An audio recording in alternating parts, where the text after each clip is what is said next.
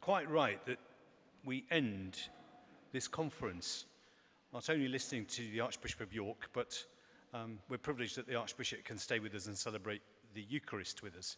And we end up on that note, on the appointed way in which Christians, when they come together, have to remember, have to make present, have to be caught up, incorporated again in Christ's body. And so, as we bring this conference to a marvellous conclusion, it's wonderful that the Archbishop has made time at a very, very busy schedule to be with us and to give us his thoughts about future directions for cathedrals and what we've got to be able to do and respond to as a church in mission. Archbishop Stephen is no stranger to us. When he was Bishop of Chelmsford, he addressed the first National Cathedrals Conference in Manchester and grabbed us all by the lapels and gave us a good talking to. And no doubt again, Your Grace, you'll work your magic with us. So it's delightful to have you with us, and thank you for being here.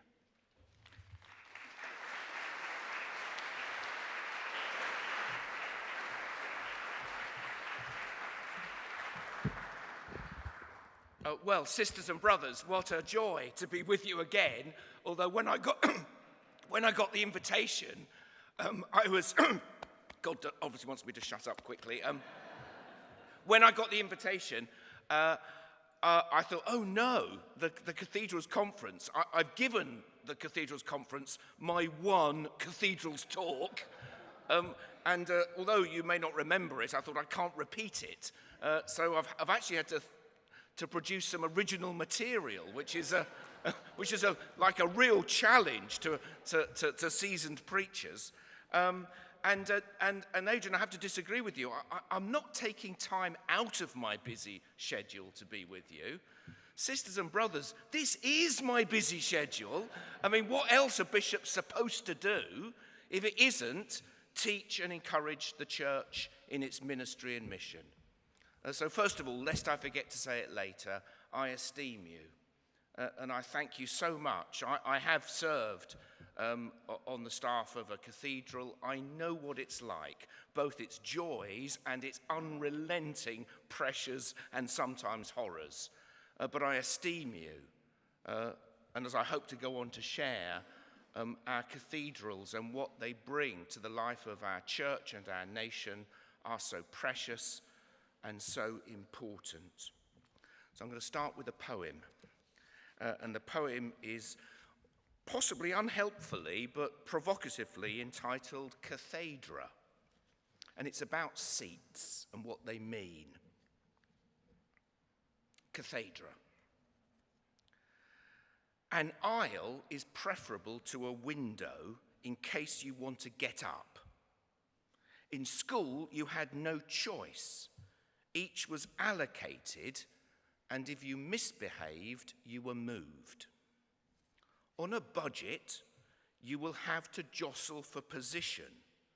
Small children are an advantage. You are waved to the front, but empty buggies are frowned upon.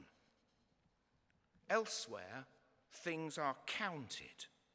Some are highly prized, the front in one place, the back in another. Mischief means exile. In restaurants, you have to book.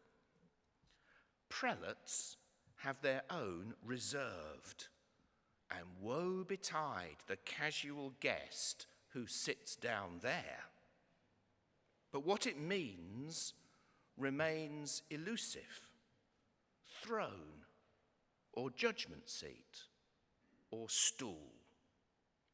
Everywhere else is democratic, with the exception of the home, where you just know, and gravity draws you to the right place and holds you there. That's how I imagine it, what I've lost and what I've gained, all in order, but not in line, pieces in a jigsaw, placed and met, at last, something fitting.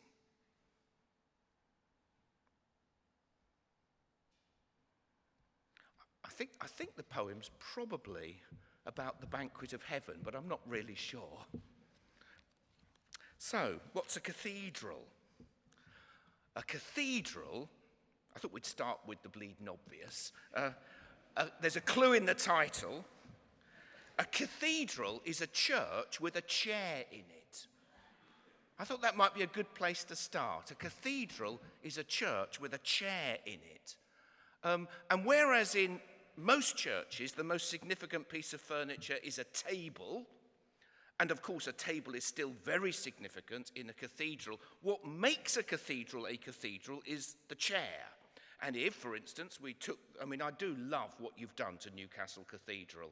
I was blessed to come here for part of its opening celebrations at the end of last year, and having known this cathedral for many, many years, it is, I do want to esteem and thank the Dean and the staff and many, many others for your tenacity and vision over a long period of time. It is fantastic, but I have to say, if we took the chair out of it, it no longer is a cathedral.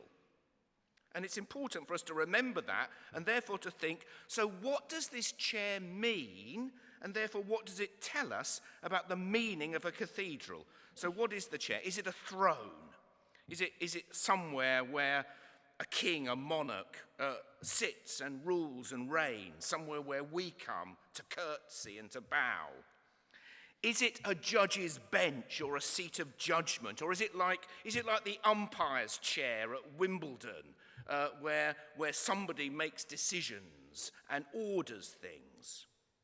Is it like the Speaker's chair in the House of Commons, or the woolsack in the House of Lords, where the person who chairs the meeting and makes sure everybody has a voice? Is it that sort of chair? Or is it a university chair, a seat of learning, the place where things are taught from? Or is it none of the above? Or is it all four? Or should we perhaps remember that at that point in the gospel narrative where you think, knowing that all things were completed and loving them till the end, Jesus arose from the table, and you think what you're going to read next is, and called for a seat to be placed in the midst of the disciples so that they could bow down before him? No. He takes off his outer garments, he gets a towel and a basin, and he washes their feet. Perhaps we might be better off if we took the chairs out altogether and put a towel and a basin in their place. But maybe it's all four. It is both a place for teaching, a place for good ordering, a place that ensures that every voice is heard and everyone is counted in. A place where we honour who God is.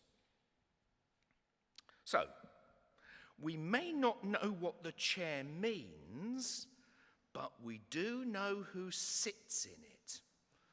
This seat is reserved for the bishop. And having sat in at least a couple of cathedrals, most people, of course, haven't ever sat in one except when they were being naughty, but having sat in a couple, I can assure you that in my experience, and entirely appropriately, cathedra are very uncomfortable.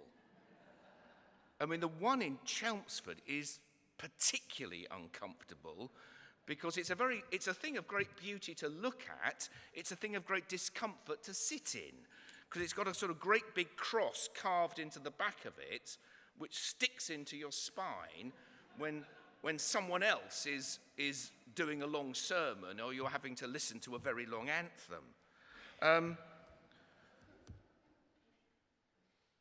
But therefore, it is a chair, could I put it this way?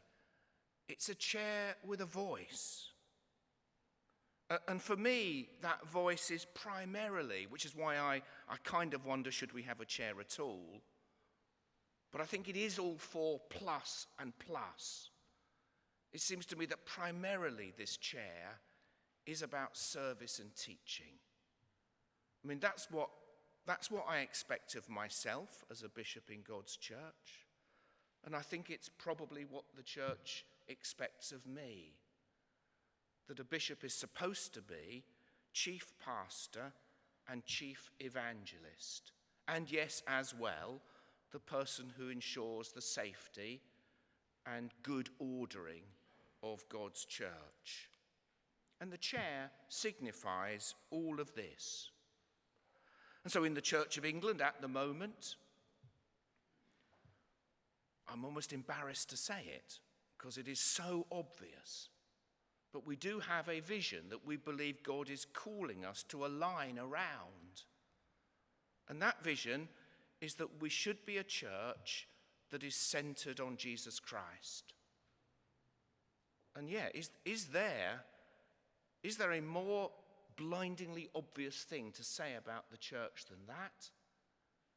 And yet at the same time, it is the most profound thing that we can say about what it means to be the Church of Jesus Christ.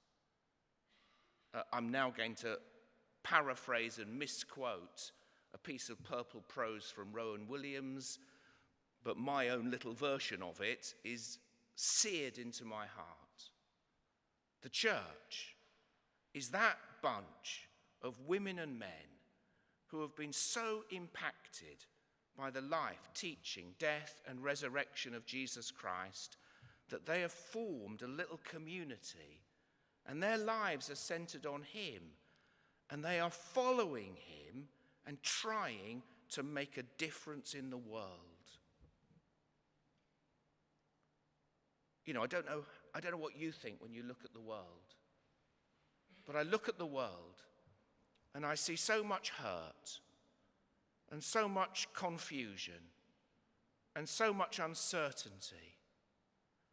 And I hear us shouting at each other from our different echo chambers.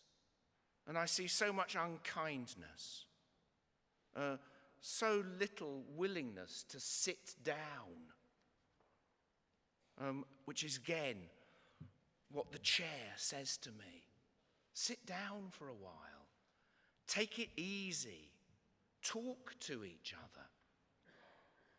And so my simple diagnosis for the travails of the world is that the world needs a heart transplant. And I'm a simple soul, so I'll put it simply. I think the world would be a better place. I believe I would be a better person if I received the heart of Jesus. And the heart of Christian teaching and Christian mission is to open the heart of Jesus to everyone. And all I'm saying is, because you're a cathedral, not because you're a very big, beautiful building, not because you've been around for centuries, not because you've got the best choir in the diocese, not because you've got all this money from the church commissioners, not that much, but let me tell you, it's more than most. Speak to a vicar. No, you're a cathedral because of that bloody chair in the place. That's the reason. And you've got to think, what does that chair mean? It means that our primary vocation is to be the place which serves and teaches.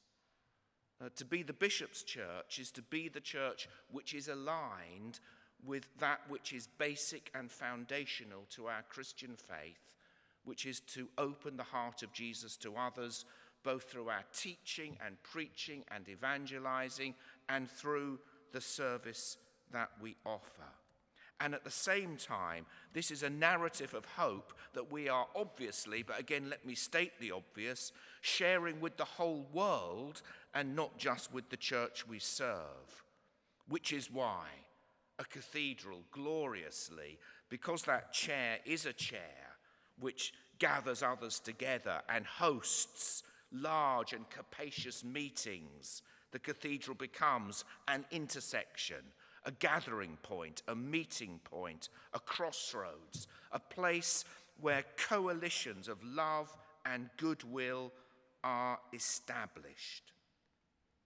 And also, it has a beating heart for the gospel of Jesus Christ itself, which is why so many other good things happen in our cathedral churches. And I use just one example, and only because I was there last week, to help celebrate the 600th anniversary of the foundation of what is now Manchester Cathedral. In Manchester Cathedral, they've got beehives on the roof, which I found kind of massively inspiring, not least because the scriptures tell us that the promised land is a place that flows with milk and honey.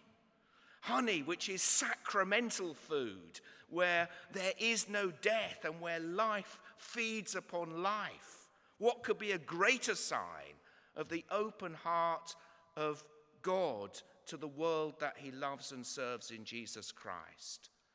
But actually, those beehives on the roof, which make the heavenly honey that Manchester Cathedral and indeed the Roman Catholic Cathedral at Salford produce, is also a small social enterprise project where unemployed people from the communities round about come and learn and work and are put back on their feet.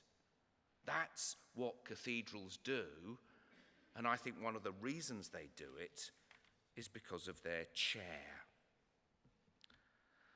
So I've only got 3 points. That's point number 1.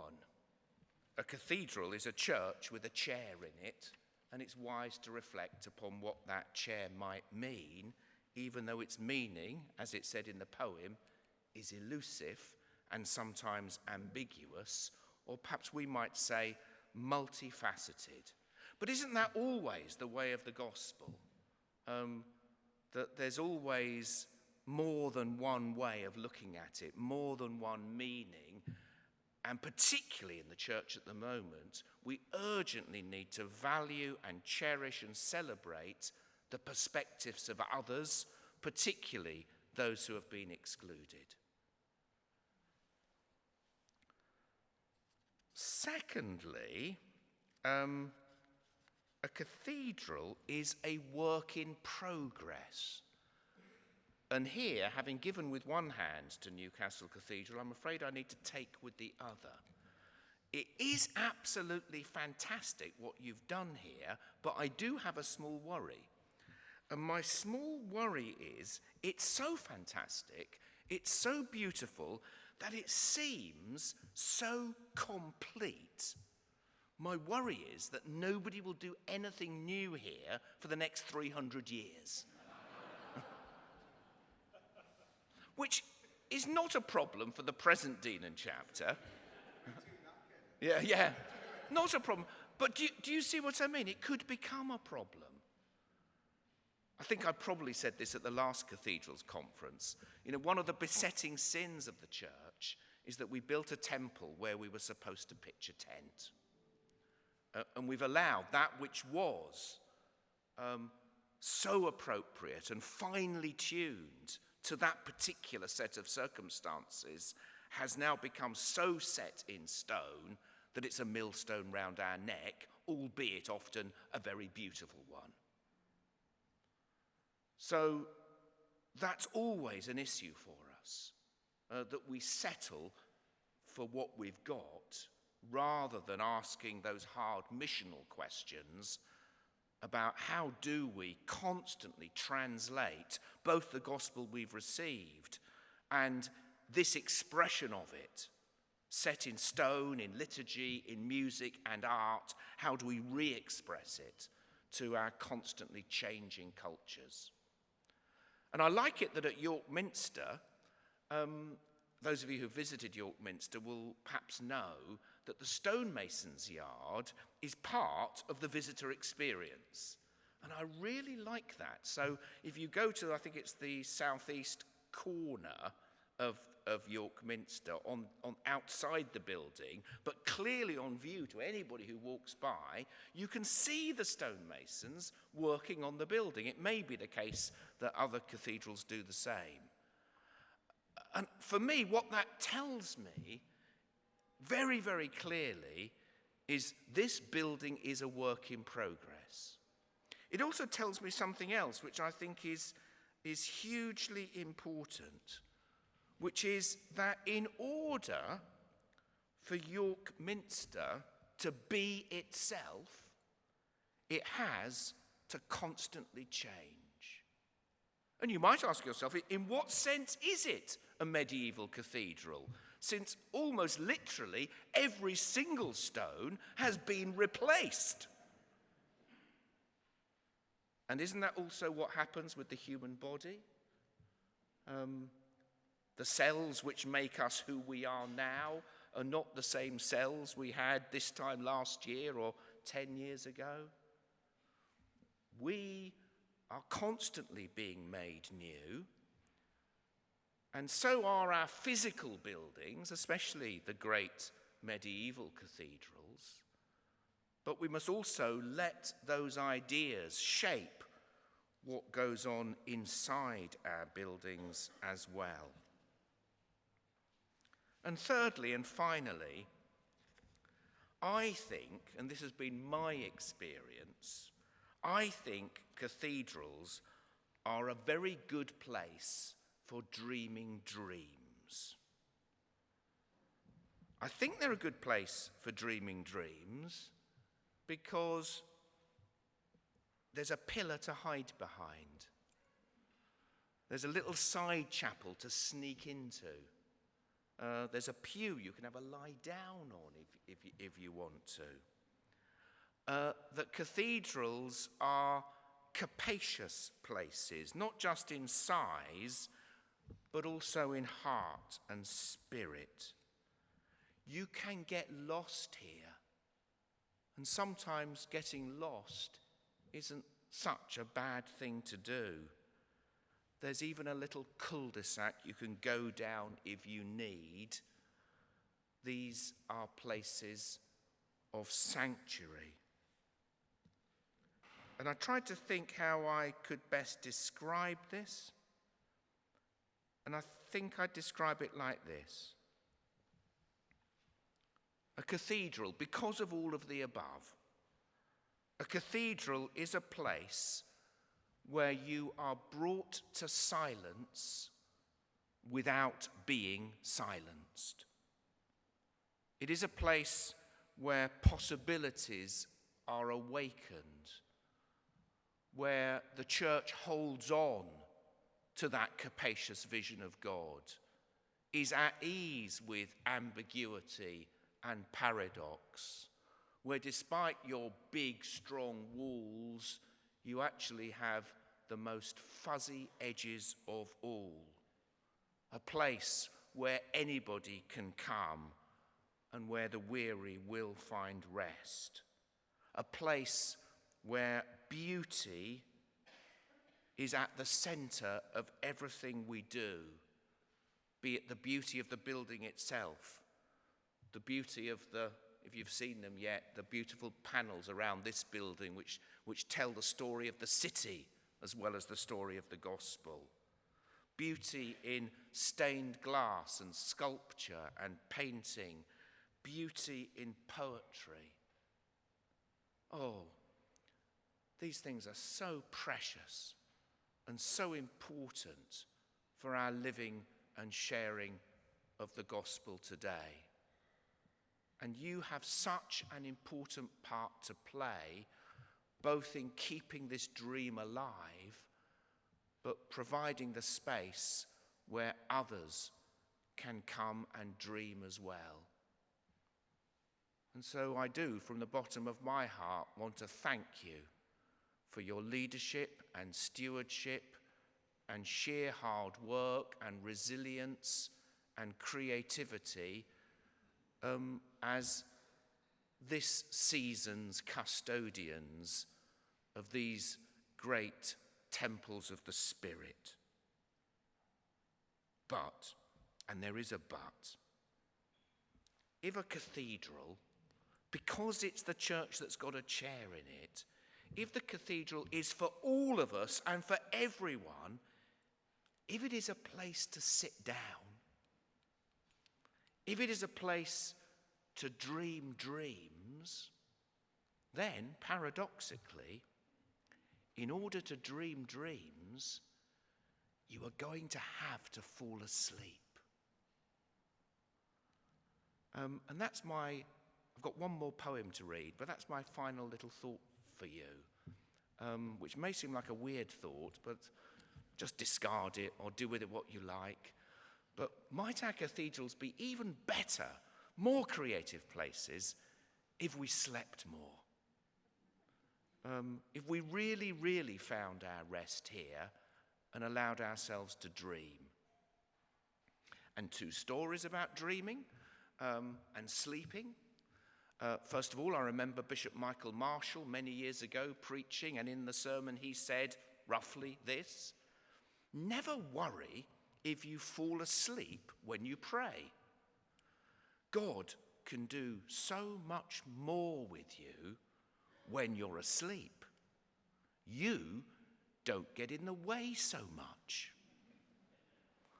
And secondly, and on the other side of the coin, there is the story of the bishop who goes to see his spiritual director and pours out his woes and troubles, the divisions and difficulties and challenges of episcopal ministry and of the church. And after banging on for about 20 minutes about all of this, the spiritual director says to the bishop, "Bishop, I suggest you sleep more." This wasn't the advice the bishop was expecting, and so said, "So why do you suggest I should sleep more?" And his spiritual director replied, "It will limit the time and opportunity for you to do further damage."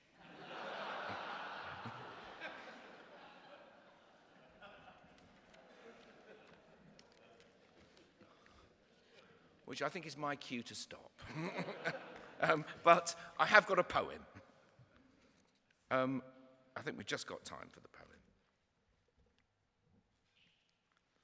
And the poem is by the Roman Catholic poet and mystic Charles Peggy, who wrote about 100 or so years ago, he wrote a whole series of poems which are all entitled God's Dream, God's Dream.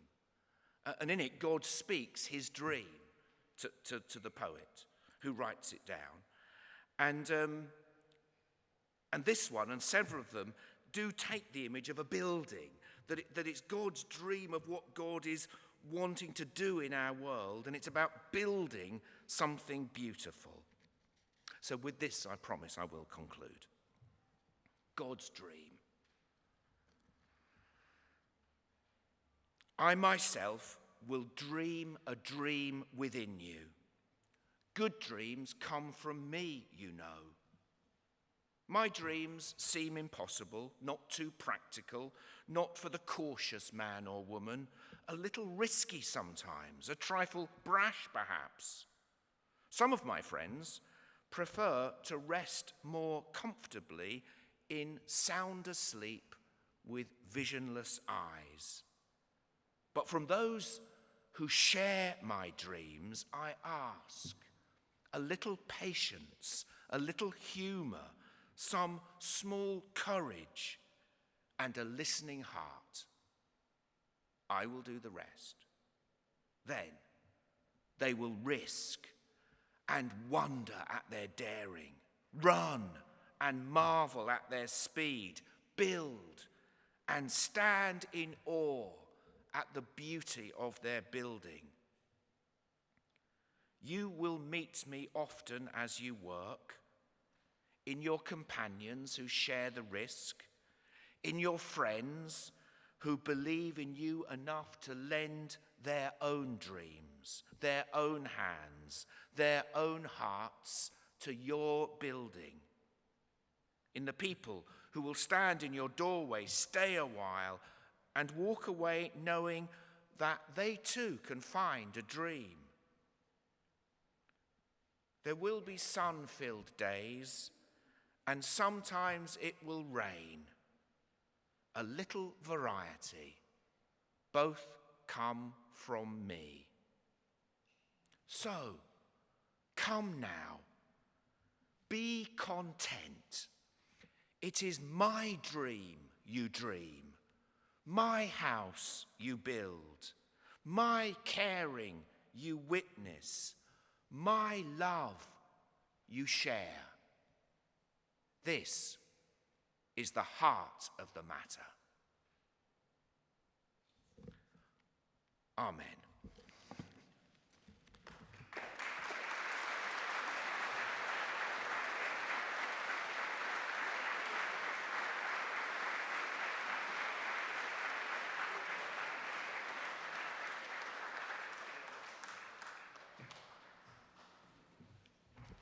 That's it, folks. I mean, I'm sorry, there isn't time. Is there time for a question or two? I don't know whether there is.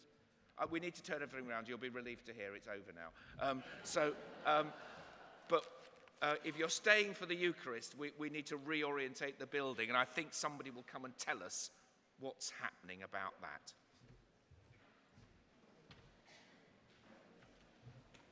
Archbishop Stephen, we are very, very grateful for that. Thank you for a beautiful, poetic conclusion to a stimulating talk.